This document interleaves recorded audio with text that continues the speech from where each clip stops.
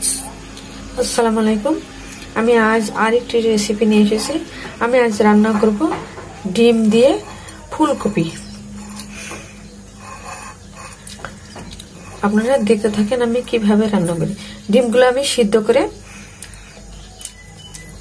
সিলে রেখেছি এবং এরকম করে কেটে নিয়েছি।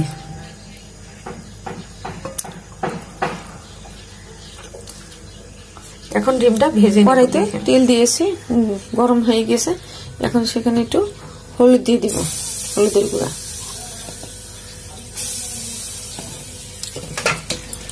আর ডিম এখানে ছেড়ে দিব, ভেজে নিব।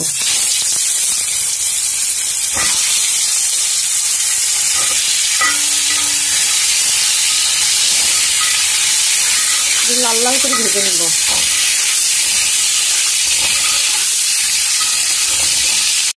ডিমগুলো আবার ভেজে নেওয়া হয়ে গেছে, লাল লাল হয়ে গেছে। এখন নামিয়ে নিব।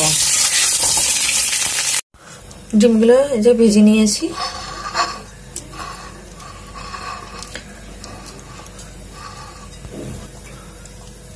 কপিগুলো ভেজে নিব। কড়ার মধ্যে তেল আছে, ওই তেলের মধ্যে ঢেলে দিচ্ছি।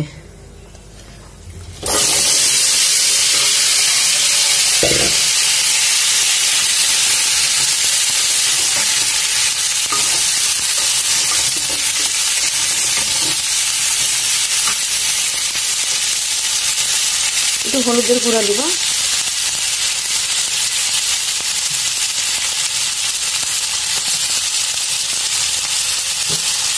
লবণ দিব,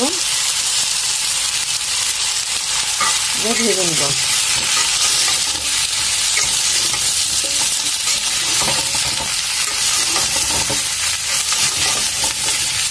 আলু দিয়েছি ফুলকপির মধ্যে,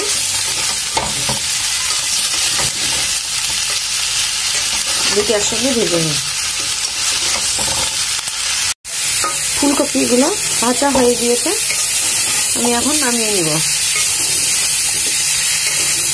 কড়াই চুলোতে বসে দিয়েছি। এখন আমি 3টা শুকনা লঙ্কা দিব, 2টা তেজপাতা,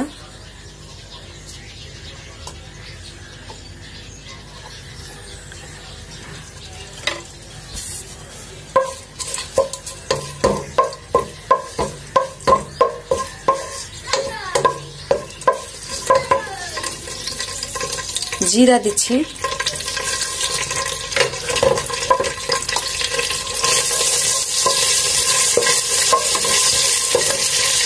এখন পেঁয়াজ দিয়েছি, পেঁয়াজ দিলাম।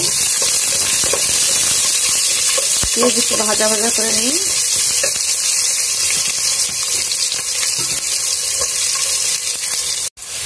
পেঁয়াজ লাল লাল হয়ে গিয়েছে, এখন মশলা দিয়ে দিব। এই মশলা লবণ, জিরার গুঁড়া, ধনিয়ার গুঁড়া, গরম মশলার গুঁড়া, ধনিয়ার গুঁড়া আর শুকনো মরিচের গুঁড়া দিয়ে দিলাম।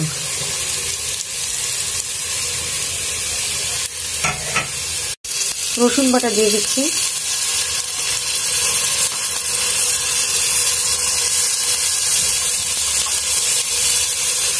আদা বাটা দিয়ে দিচ্ছি। এখন পানি দিয়ে দেব।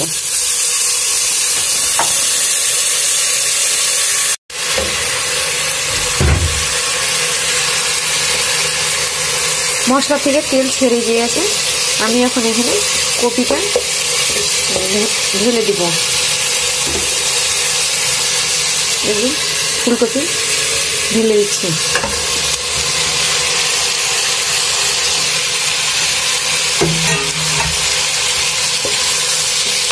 একদম মশলার সাথে কষিয়ে নিব।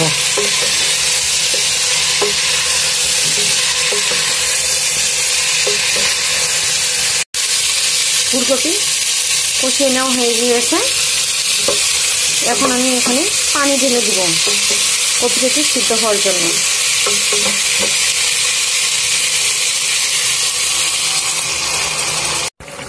কপি রান্না হয়ে গিয়েছে, আমি এখন এখানে ডিমটা ঢেলে দেবো। যে ডিম এখানে ঢেলে দিচ্ছি।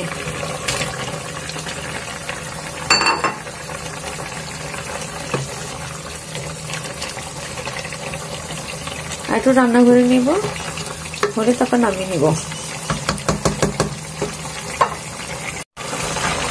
ডিম দিয়ে কপি রান্না আমার হয়ে গিয়েছে, নামিয়ে নিব। নামানোর আগে ধনিয়ার পাতা ছিটিয়ে দিব।